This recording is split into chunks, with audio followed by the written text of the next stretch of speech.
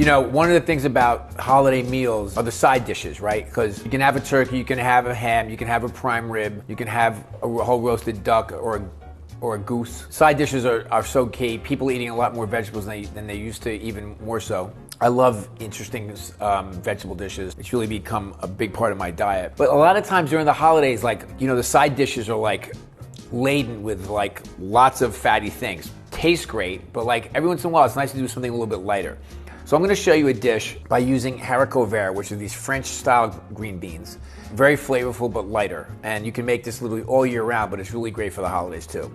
So haricots verts, I mean, they're this skinny, bright green, I should say it's kind of like, almost like a Kelly kind of dark green bean. Better than like domestic green beans. I find the domestic green beans sometimes to be just a little tough, you know, a little like fibrous. The French green beans, the haricots verts, they're just so delicious. This is the green bean that you'll see on a niçoise salad, which is that classic French bistro tuna salad with like egg and tomato and green beans, etc. But this is gonna be a side dish. So the first thing we're gonna do is make a vinaigrette. So I have some sherry vinegar here, which I love. Sherry vinegar to me is an underrated vinegar in the lineup of vinegars.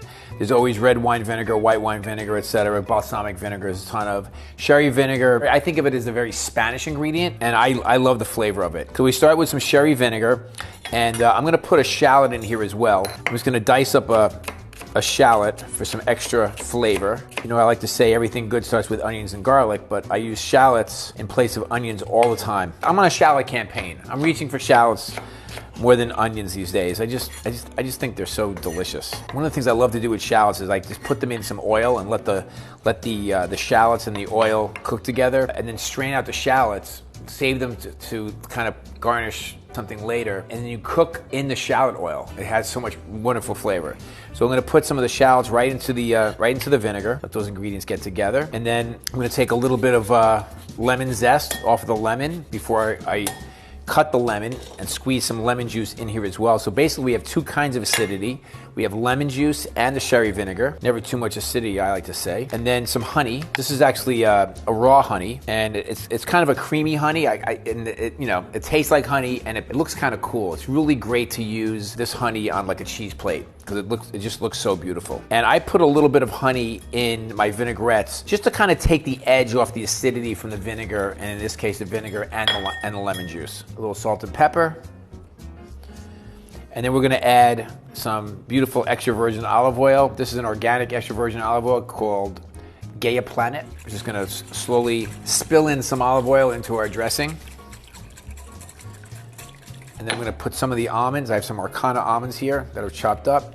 So we're making basically an almond vinaigrette. Give it a taste. Always taste as you go.